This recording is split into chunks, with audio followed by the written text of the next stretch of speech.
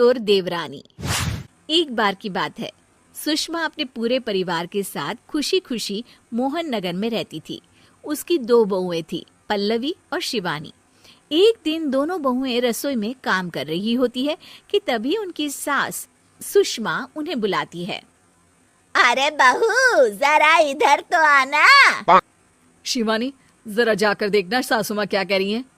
दीदी आप ही देख लो ना जाकर, आपको भी तो सुनाई दे रहा है। अरे मैं आटा गूंद रही हूँ ना, तुम चली जाओ। हाँ तो मैं भी तो सब्जी काट रही हूँ ना दीदी। अरे बहू, जल्दी आओ। ओह, ये तो जाएगी नहीं। मैं ही जाकर देखती हूँ कि क्या करना है। पल्लवी सुषमा के कमरे में जाती है। जी मम्मी जी, क्या हुआ?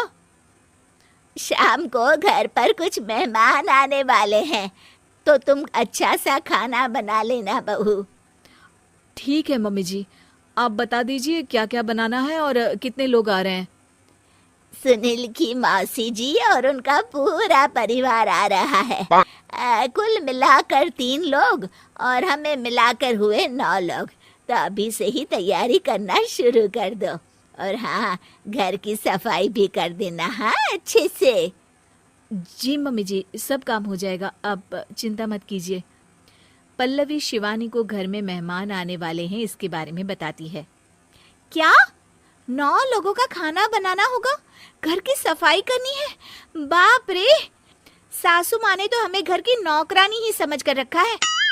ऐसा नहीं बोलते शिवानी, हम इस घर की बहू हैं और घर के काम करना हमारा फर्ज है।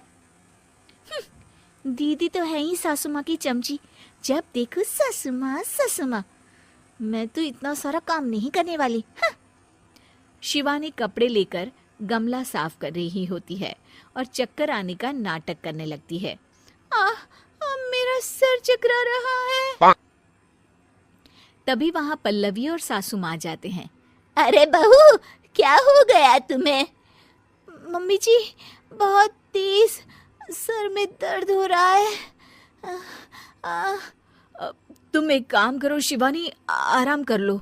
नहीं नहीं दीदी, घर में मेहमान आने वाले हैं, मुझे आपकी मदद करनी चाहिए। अरे कोई बात नहीं शिवानी, तुम आराम कर लो, मैं सब काम कर लूंगी। ठीक है दीदी, अगर आप इतना कह रही हैं तो आराम कर लेती हूँ। शिवानी आराम से अपने कमरे में मैगजीन पढ़ रही होती है। इसे कहते हैं आराम की जिंदगी। इतना सारा काम। चलो, सारा काम खत्म हो गया, शिवानी को देख आती हूँ। शिवानी अपने कमरे में ईयरफोन में गाने सुनते सुनते सो जाती है और उसके साइड में मैगजीन भी रखी होती है। पल्लवी वहां आ जाती है और वो सब देखती है। ओहो, तो मतलब सब काम चोरी का बहाना था। अभी बताती हूँ इसको। घर का सारा काम मुझे करना पड़ा और ये महारानी यहाँ मैगजीन पढ़ रही है, गाने सुन रही है। पल्लवी रसोई से एक प्लेट और चम्मच लेकर आती है और शिवानी को थाली बजाकर उठाने लगती है। शिवानी अचानक से उठती है। उठ गई महारानी, गाने भी सुन लिए, मैगजीन भी पढ़ ली। तुम तो बहुत बड़ी झूठी निकली शिवानी। तुमने सर दर्द का बहाना बनाया ताकि काम करने से बच सको। हाँ, बनाया बहाना, तो क्या करती, इतने सारे काम करती। मुझे कोई शौक नहीं है चापलूसी का। क्या चापलूसी? तुम्हें लगता है कि मैं सारे काम चापलूसी के लिए कर रही हूँ? और नहीं तो क्या। तभी वहां सासू माँ आ जाती हैं। अरे बहू, वो लोग बस आने ही वाले हैं, तुम तैयारियां कर लो। जी सासू माँ, तुझे तो मैं बाद में देखती हूँ। सब खाना खाने बैठते हैं और खाना शुरू करते हैं। तभी सुनील की मौसी बोलती है। वाह भाई वाह, खाना तो बहुत ही अच्छा बना है सुषमा जी, एक एक चीज में क्या स्वाद है। ये सुनकर शिवानी मुंह बना लेती है। उसे अपनी जेठानी की इतनी तारीफ रास नहीं आती। आपकी बहुएं तो बहुत ही अच्छा खाना बनाती हैं। हाँ, बनाती तो दोनों ही अच्छा है, पर आज ना ये सारा खाना बड़ी बहू ने बनाया है। छोटी बहू की तबीयत ठीक नहीं थी, सो इसलिए। मानना पड़ेगा सुषमा जी, आपकी बड़ी बहू तो बहुत ही गुणवान है। पल्लवी की तारीफ सुनकर शिवानी को जलन होती है। पल्लवी ये सुनकर खुश हो जाती है और शिवानी की तरफ देखकर उसे चिढ़ाती है। कुछ देर बाद मेहमानों के जाने का वक्त हो जाता है। मौसी जी सबके लिए उपहार लाई होती है। वो सबको शगुन के पैसे देती हैं और अंत में पल्लवी के पास आती है।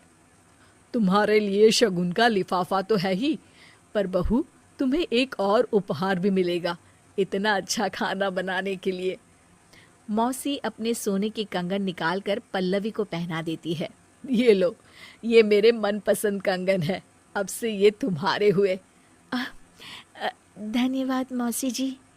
ये देखकर शिवानी तो पूरी तरह से जल जाती है और गुस्से से रसोई में चली जाती है।